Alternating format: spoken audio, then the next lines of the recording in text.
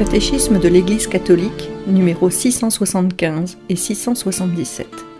Avant l'avènement du Christ, l'Église doit passer par une épreuve finale qui ébranlera la foi de nombreux croyants.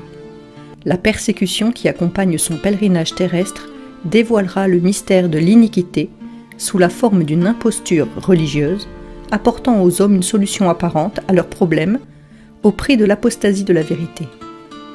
L'imposture suprême est celle de l'Antichrist.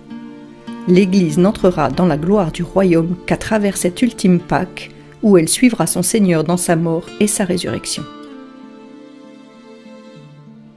La parole qui donne la vie éternelle. 20 août 1943.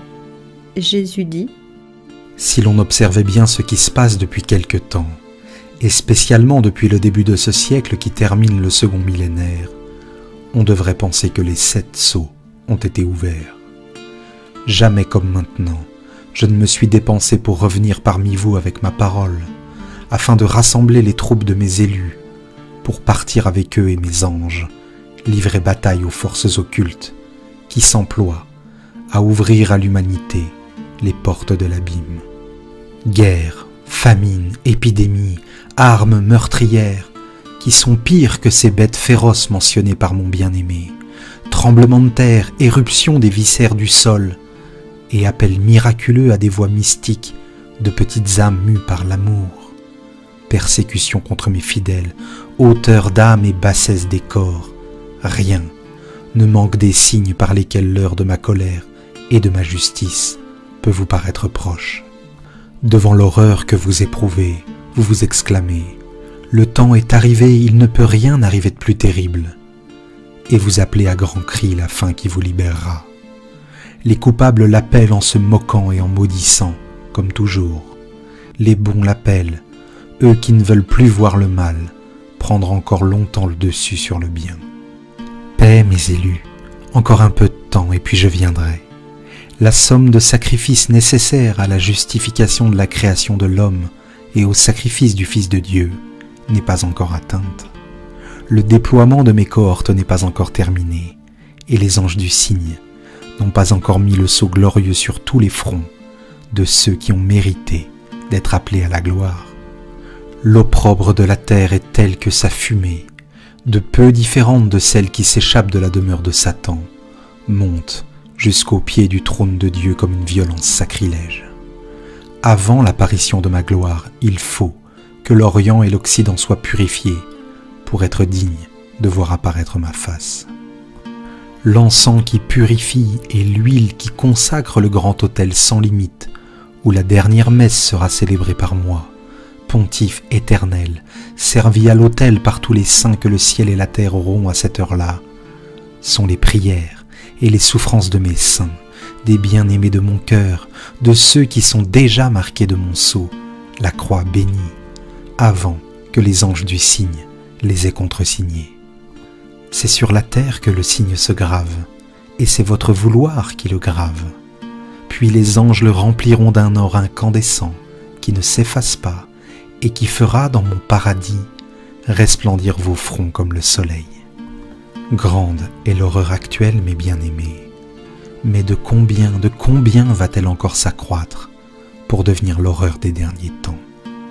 Et s'il semble vraiment que l'absinthe se soit mélangée au pain, au vin, au sommeil de l'homme, beaucoup d'autres absinthes doit encore couler dans vos eaux, sur vos tables, sur vos lits, avant que vous ayez atteint l'amertume totale, qui sera la compagne des derniers jours de cette race créée par l'amour, sauvée par l'amour, et qui s'est vendue à la haine. Si Caïn s'en est allé errant sur la terre, après avoir répandu un sang innocent, mais toujours sang corrompu par la faute originelle, et n'a trouvé personne qui le soulageât du tourment du souvenir, parce que le signe de Dieu était sur lui, comme châtiment, et il a engendré l'amertume, a vécu et a dû vivre et mourir dans l'amertume. Est-ce que la race de l'homme qui a effectivement versé et continue à verser délibérément le sang infiniment innocent qui l'a sauvé ne doit pas souffrir? Pensez donc que ce ne sont que les prodromes, mais que ce n'est pas encore l'heure. Ce sont les précurseurs de celui que j'ai dit qu'il pourrait s'appeler la négation, le mal incarné, l'horreur, le sacrilège, le fils de Satan, la vengeance, la destruction. Et je pourrais continuer à lui donner des noms qui le décrivent d'une manière claire et effrayante. Mais lui n'est pas encore là. Ce sera une personne très en vue, comme un astre. Non pas un astre humain qui brille dans un ciel humain, mais un astre d'une sphère surnaturelle, et qui, cédant à la flatterie de l'ennemi, connaîtra l'orgueil après l'humilité, l'athéisme après la foi, la luxure après la chasteté, la faim de l'or après la pauvreté évangélique, la soif des honneurs après l'effacement. Il serait moins effrayant de voir tomber une étoile du firmament que de voir se précipiter dans les spires de Satan, cette créature déjà désignée, et qui copiera le péché de son père d'élection. Lucifer, par l'orgueil, est devenu le maudit et l'obscur. L'Antéchrist, par orgueil d'un moment, deviendra le maudit et l'obscur après avoir été un astre de mon armée. Comme récompense de son abjuration, qui secourra le ciel d'un frisson d'horreur et fera trembler les colonnes de mon église par l'effroi que suscitera sa chute, il obtiendra l'aide totale de Satan, qui lui donnera les clés de l'abîme pour qu'il l'ouvre.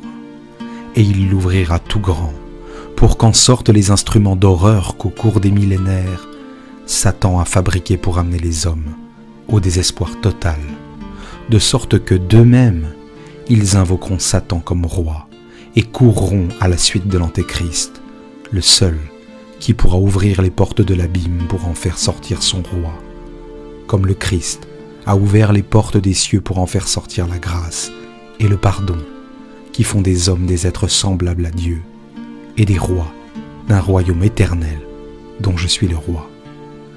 De même que le Père m'a donné tout pouvoir, de même Satan lui donnera tout pouvoir, et spécialement tout pouvoir de séduction, pour entraîner à sa suite tous les faibles et ceux qui sont corrompus par la fièvre des ambitions, comme l'est leur maître.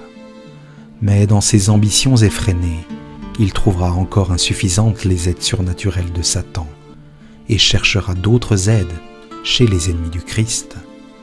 Ceux-ci, ayant des armes de plus en plus meurtrières, que leur penchant au mal les incitera à mettre au point pour semer le désespoir dans les foules, l'aideront jusqu'à ce que Dieu dise « assez » et les réduise en cendres par la seule splendeur de son aspect. Les hommes ont beaucoup trop disserté au cours des siècles sur ce que Jean a dit au chapitre 10 de l'Apocalypse, et pas toujours mus par une soif de savoir justifier, ni par un honnête désir de faire réparation pour le mal menaçant, mais plutôt mus par une curiosité inutile. Mais sache, Maria, que je permets qu'on sache tout ce qu'il peut être utile de savoir, tandis que je voile tout ce que je trouve bon que vous ne sachiez pas. Vous êtes trop faibles, mes pauvres enfants, pour connaître le nom d'horreur des 7 tonnerres apocalyptiques. Mon ange a dit à Jean, scelle ce qu'ont dit les 7 tonnerres et ne l'écris pas. Je dis que ce qui est scellé, ce n'est pas encore l'heure de l'ouvrir. Et si Jean ne l'a pas écrit, moi, je ne le dirai pas. Du reste, ce n'est pas à vous qu'il arrivera de goûter cette horreur. C'est pourquoi il ne vous reste qu'à prier pour ceux qui devront la subir, pour que la force ne disparaisse pas en eux, et qu'ils ne viennent pas à faire partie de la foule de ceux qui, lorsque le fléau les frappera, ne connaîtront pas la pénitence et blasphémeront contre Dieu, au lieu de l'appeler à leur aide. Un grand nombre d'entre eux sont déjà sur la terre, et leur descendance sera 7 fois plus démoniaque qu'eux-mêmes. Moi-même, et non pas mon ange, je jure que quand le son de la 7e trompette aura fini de retentir, et que l'horreur du 7e fléau sera achevée, sans que la race d'Adam reconnaisse le Christ roi comme Seigneur, Rédempteur et Dieu, et invoque sa miséricorde et son nom, dans lequel se trouve le salut, moi, par mon nom et ma nature, je jure que j'arrêterai l'instant dans l'éternité. Alors le temps cessera, et le jugement commencera. Le jugement qui séparera éternellement le bien du mal, après des millénaires de vie en commun sur la terre. Le bien retournera à la source d'où il est venu, tandis que le mal se précipitera là où il a déjà été précipité depuis le moment de la rébellion de Lucifer et d'où il est sorti pour troubler la faiblesse d'Adam par la séduction des sens et de l'orgueil. Alors le mystère de Dieu s'accomplira. Alors vous connaîtrez Dieu, tous les hommes de la terre, depuis Adam jusqu'au dernier né, rassemblés comme des grains de sable sur la dune de la plage éternelle, verront le Seigneur Dieu, Créateur, Juge, Roi. Oui, vous le verrez, ce Dieu que vous avez aimé, blasphémé, béni, vilipendé, servi, fui. Vous le verrez, vous saurez alors à quel point il méritait votre amour et à quel point cela valait la peine de le servir. Oh, quelle joie pour ceux qui se seront consumés dans son amour et l'obéissance envers lui, et quelle terreur pour ceux qui auront préféré suivre l'antagoniste et le séducteur au lieu du Verbe incarné en qui réside la rédemption, au lieu du Christ, chemin qui mène au Père, au lieu de Jésus, la vérité très sainte, au lieu du Verbe, la vraie vie.